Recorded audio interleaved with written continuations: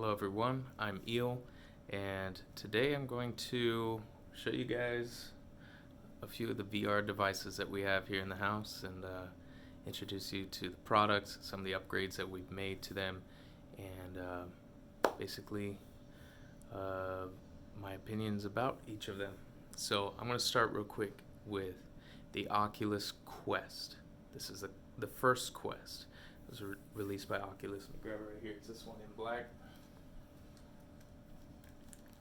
Boom. And this is what I started off VR with, and you know what? It's a pretty solid product.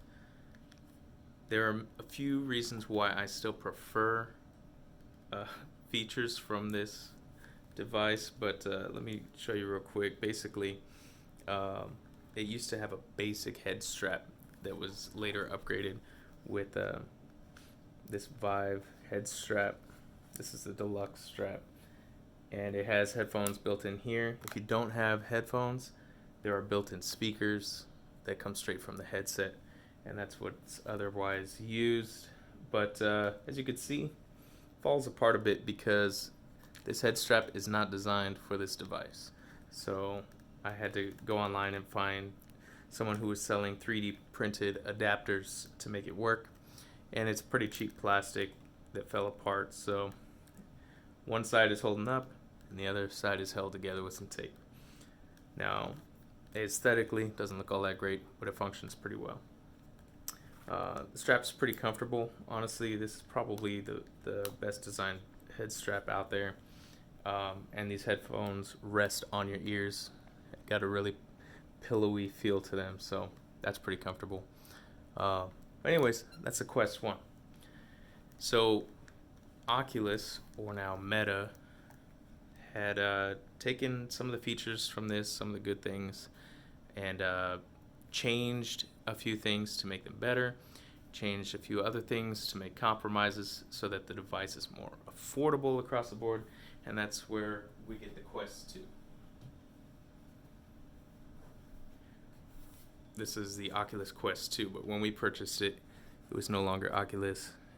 It now has the Meta logo on there.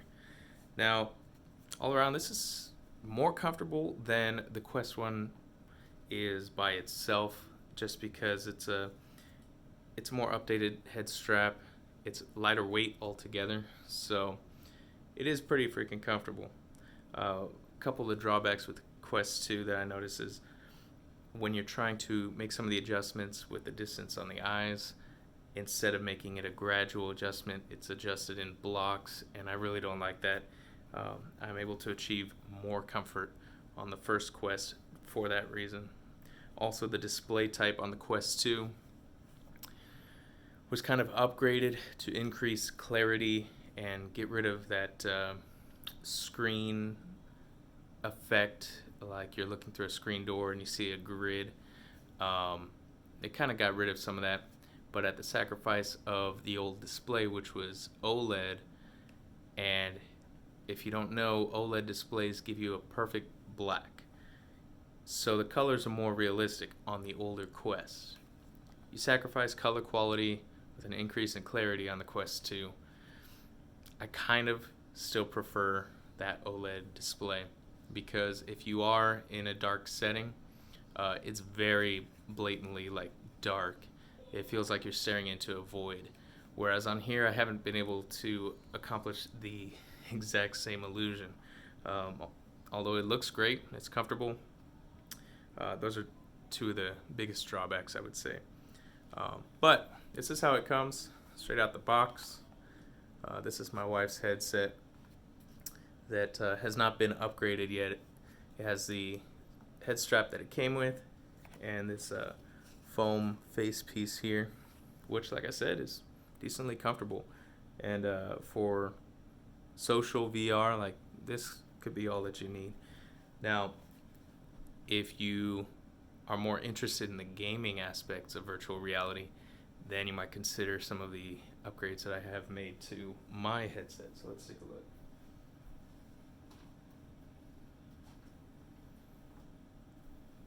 So this is the Quest 2 with modifications. The first thing you'll notice is that head strap is now gone. This is the Bobo VR M2 Pro, and it basically snaps on with all of the hardware that it comes with. And the idea is that it gets rid of a lot of the pressure on the face and redirects it to the forehead. As you can see, there's an additional piece here that rests on your forehead, and that's where you can tighten it with this. And like I said, it just redirects that pressure so that it's on your forehead instead of like the rest of your face, which brings a good deal of comfort. Also, you'll notice this is no longer the foam face piece here. This is some kind of fake leather that comes from a product made by VR Cover. And by purchasing this set, it also came with these cool little lens covers to help protect the lenses, which is a nice bonus. But this is the really thick part of their product. They do have separate ones that you can use so that your eyes get closer to the displays if you want better field of view, or to maximize comfort, you go with this thicker one. And yes, by pushing it a little bit further from your face, you do lose a little bit of field of view, and you also introduce more light into the bottom of the headset, which they try and compensate with this nose cover here to help block some of the light that comes through. So they know what they're doing, and I think for the comfort, it's worth it. But moving on, the head strap also comes with a hot swappable battery. Let me find that. There we go. So while you're draining the battery of your VR headset, you can have this sucker on the charger, and then when it's time to charge up, you drop that on there, and it's now charging your headset. So when your headset is then fully charged, you pop it off, throw it back on the charger, and then you repeat the cycle. So basically you never run out of battery. You could also buy more of these if you go through the battery a little bit faster. You could always get more. Now, this head strap does not come with these headphones.